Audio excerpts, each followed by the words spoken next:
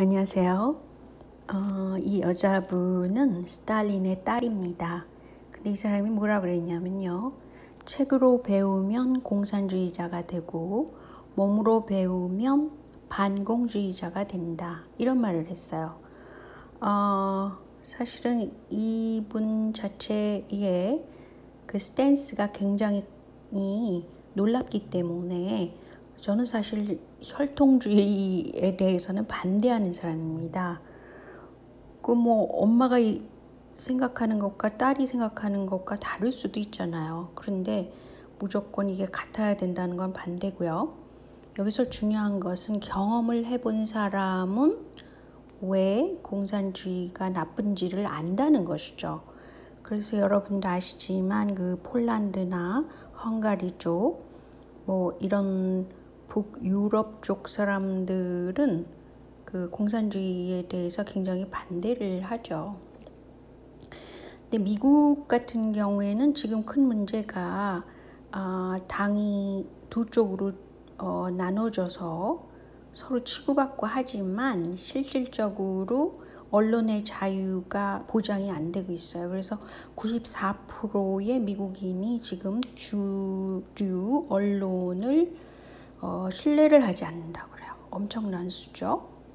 그리고 큰 문제는 그 빅테크 기업들이 돈도 자기네들이 많이 벌지만 어떤 채널을 제공하는 것이 아니라 채널에 들어가 있는 그 컨텐츠, 사람들이 무슨 말을 하는지를 다 알아서 그것을 규제하고, 저 같은 경우에도 페이스북에 맘대로 요새는 퍼날릴 수도 없게 돼 있더라고요. 그래서 제가 링크 주소를 해가지고 겨우 지금 운영을 하고 있죠. 그리고 뭐 유튜브도 마찬가지고, 제가 트럼프를 지지하기 때문에 이런 일이 생기는 건데, 트럼프라는 인물은 많은 사람들이 잘 몰라서 그렇지 이건 주류 언론 방송에서 그렇게 왜곡시킨 거예요. 굉장히 훌륭한 사람입니다. 지금 제일 문제가 백신을 맞으면 그 방역 여권을 가지고 세계를 여행할 수 있다 이렇게 꼬시는데요. 사실은 사람들이 막 여행도 가고 싶고 뭐 음악회도 가고 싶고 막 그러잖아요. 근데 문제는 백신을 맞았다고 해서 100% 방역이 된 것도 아니잖아요. 근데 이런 식으로 그 여권을 굉장히 선전을 하고 있어요. 근데 이것은 그 히틀러 시대의 게슈타포도 그 면역 증서를 조사를 일일이 했다고 그럽니다. 백신 접종을 맞았나 안 맞았나. 그러니까 많은 점에 있어서 지금 전 세계를 컨트롤하는 사람들은 히틀러 시대와 굉장히 흡사한 그런 짓을 하고 있는 거죠. 전 세계를 통제화하려면 이 방법밖에 없는지도 또 모르겠어요. 근데 이제 문제는 돈이 많은 사람들이 주로 이런 그 전 세계를 기술적으로 통제화해서 개인들의 자유나 뭐 인권 침해를 하는 거죠. 그리고 동시에 또 놀라운 것은 지금 성의 정체성을 막 흔들어 놓기 때문에 네바다주에서는 이 신체가 남자인데 이제 성형수술을 많이 해가지고 여성화된 그런 사람이 미의 대전이라고 그래야 되나요? 그 뷰티 쇼 누가 제일 예쁜가에 나와서 우승을 했다는 거예요. 이게 말이나 되는 일입니까? 그러니까 뭐 키도 크고 그래서 그런 것 같아요. 그런 불이익을 당하죠, 보통 여성들은. 그리고 또 여러분이 아시다시피 바이든은 아무 때나 이렇게 성적으로 의욕을 가질 수 있을 만한 그런 그 접촉을 하는 거죠. 그런데 민주당 사람들이 특히 이런 게 강해요. 뭐 한국의 에 대한 교육을 막 시키기 위해서 성인지도 예산까지 엄청 늘렸잖아요. 그런 거랑 똑같은 거죠. 그런데 문제는 지금 문재인 정부가 제일 욕을 먹고 있는 게 부동산 문제잖아요. 부동산 가격을 왜 이렇게 올려놓고 또 자기들은 또 돈벌이를 하고 뭐 이런 말도 안 되는 일이 벌어지고 있는데, 이것은 그 세계 통제와 세력이 임대 사업을 늘려가지고 뭐 쉐어를 해라 뭐 이런 게 있었기 때문에 그걸 따라 하다가 보니까 문재인 정부가 지금 이 사단이 난 겁니다. 그래서 과거에 비해서 다주택을 갖고 있는 소유자가 늘어났고요. 그리고 문제는 가격이 올랐다는 거예요.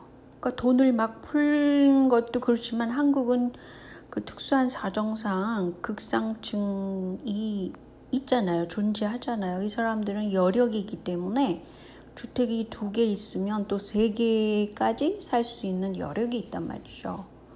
그런데 아무 생각 없이 이렇게 세계화 세력이 추진하는 뭐 임대사업을 추진한다. 그럼 그걸 따라서 하는 그런 맹꽁이 같은 정부라는 거죠. 그 후에 나타날 후유증 그런 거는 생각을 안 한다는데 문제가 있어요. 근데 제가 이제 중요하게 생각하는 건 바로 파키스탄 예인데요. 지금 완전히 친중적으로 돌아서서 이 파키스탄이 그러고 있잖아요. 근데 원래 이 파키스탄에는 핵도 가지고 있고요. 포퓰리즘 정당으로 정의운동 뭐 이런 걸 했다고 그래요. 정의당 같은 거죠. 그래서 기득권의 부패를 청산하자 이걸 슬로건으로 해서 집권한 겁니다. 그래서 돌풍을 일으켰다고 그래요. 그런데 떡하니 전체주의적인 시스템을 마련하고 복지를 막 확대한 겁니다. 그래서 집권을 하자마자 그 중국 자본하고 중국인들이 파키스탄에 대거 유입이 됐다고 그래요. 그리고 차이나타운도 조성하고 주요 인프라, 기업 이런 게 중국으로 넘어갔다는 거예요. 그 뭐 커미션을 또 거기서 기업한테 주겠죠?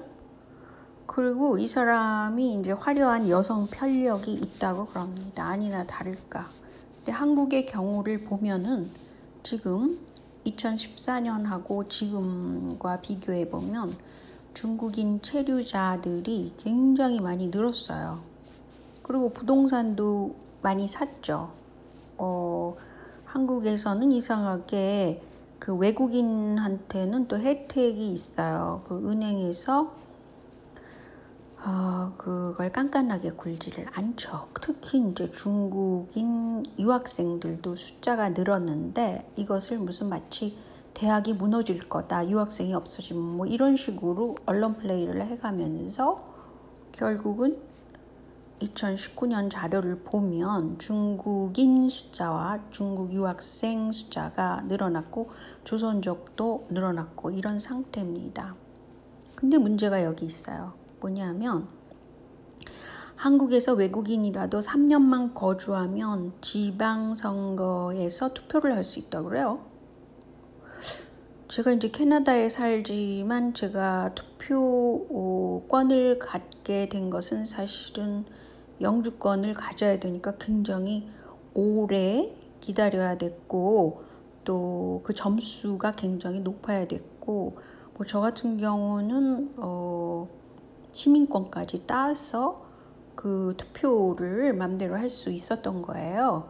한국에서 이런 식으로 한다면 완전히 중국계가 들어와서 한국의 선거 결과는 뻔한 거죠. 민주당계가 계속 잡고 있고 또 친중적이고 이런 게 진행될 거라는 거죠. 그래서 이 해찬 씨가 그렇게 자신하는 말을 했는지도 모르겠어요. 그런데 중요한 것은 맘카페라는 거 있잖아요. 맘카페에 중국계 그 스피커 사람들이 많이 들어가서 굉장히 큰 일을 해냈다고 그럽니다. 그래서 한국에 있는 한국 국민들이 막 그거를 뒷조사를 하고 뭐 어투가 이상하다는 등 이런 식으로 그때 크게 이게 이슈화됐다고 그래요. 근데 이 맘카페에 대한 것을 제가 전에 조사한 것을 모아놓은 게 있어요. 그 자료를 제가 참조를 해서 말씀드리면 더 깜짝 놀랄 일이 있습니다.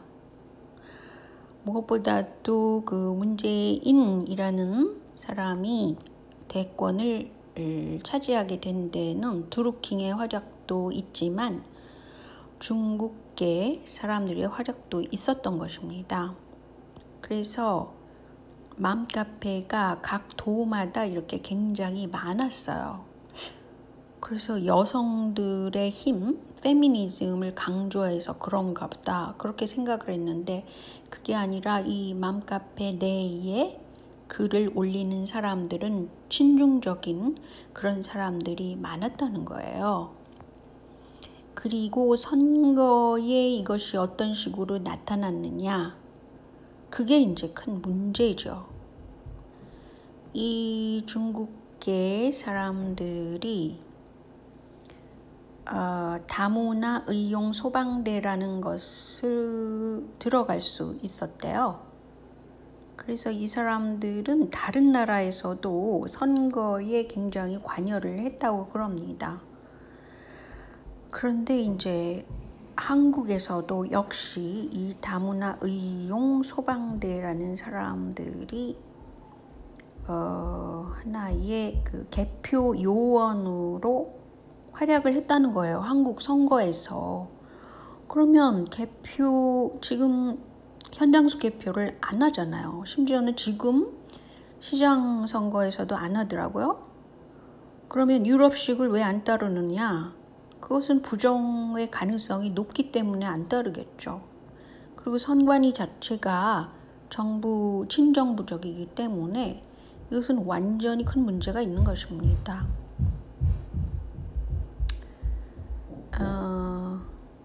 그래서 지금 그 국적도 묻지 않고 개표 사무원으로 일을 하면서 돈을 받고, 의용 소방대라는 것은 민간단체라는 거예요.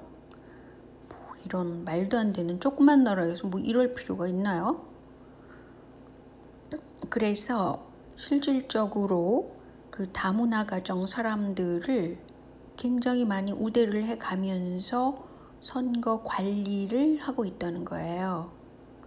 개표 사무원이면 완전히 무슨 뭉치로 뭘 집어넣을 수도 있고, 또 그것을 누가 보장을 합니까? 그 중립성을. 그리고 왜 하필이면 이렇게 중국계 사람들한테 맡겼을까? 그건 큰 문제가 있죠. 그리고 이들 그 다문화 소방대, 이 여성으로 주로 된 사람들인데 성평등 문제에 나서서 막 그걸 이슈화하기도 하고 그런답니다. 그러니까 좀 웃기지 않아요? 한국에 와서 정치에 아주 깊이 관여를 하는 겁니다. 성평등 문제나 성소수자 문제에 나설 이유가 없잖아요. 한국 사람들이 한국 정치를 이끌어가야지 왜 옆 나라 중국 사람들을 투입해가지고 그 한국 정책을 좌우하냐는 거죠. 이건 상식적으로 이상한 거지, 제가 극우라서 그렇다고 또 몰아갈지도 몰라요. 그렇지만 이거 극우라서 그런 게 아니죠. 이게 타당하냐, 합리적이냐, 상식적이냐, 이런 걸 말하는 거잖아요. 이건 완전한 물상식이고 심지어는 부정입니다. 그런데 이 여성들이 이제 활동을 하는데 중국 정부의 기관이 거기다가 좋아요를 막 누른다고 그래요. 그래가지고 일종의 서로 상호 협력까지 하고 있어요. 그러니까 중국 정부 기관이니까 이렇게 보조를 해준다는 거예요. 더 웃기는 것 같아요. 이거는 완전히. 그러니까 짜고 치는 고스톱이죠. 한국의 선거를 친중적으로 가도록 그렇게 하겠죠. 중국 정부가 왜 다른 나라에 그 댓글 그런 거에 관여를 합니까? 이거는 몰상식이 아니라 매국행위를 용인한 겁니다. 그렇죠? 그래서 이런 걸 볼 때에 파키스탄이 완전히 중국 송화기에 떨어진 상태를 보면서 한국도 그렇게 중국 자본이나 중국인들이 대거 유입돼 가지고 또 차이나타운 조성되고 특히 강원도에 지금 그런다고 그러죠. 그래서 완전히 친중적인 그런 카르텔이 지금 한국을 정치를 이끌고 있다고 볼 수 있어요. 그리고 그 홍석현 씨의 여시제라는 것도 그게 중국말이잖아요. 그뿐 아닙니다. 여시제의 홍석현 씨가 하는 그 중앙 매스컴이 페이스북에 검열을 하는 그런 기관이라고 그래요. 아니 세상에 이럴 수가 있습니까? 그러니까 제가 맨날 페이스북에서 마음대로 뭐를 올릴 수 없게 만든 거예요. 이걸 벌써 이상한 겁니다. 그리고 이번 선거에서 반드시 투표지를 움직이지 않아야 되는데 그 투표지를 움직여서 다른 곳으로 몰아가가지고 뭐 전자개표를 사용하잖아요. 전자개표 사용하면 첫째 전자식이니까 외부에서 뭔가 연결될 수 있다는 문제하고 둘째로는 그거를 왜 움직입니까? 그 자리에서 그냥 개표해버리면 1시간이면 되는데. 자, 여기까지만 하겠습니다. 안녕히 계세요.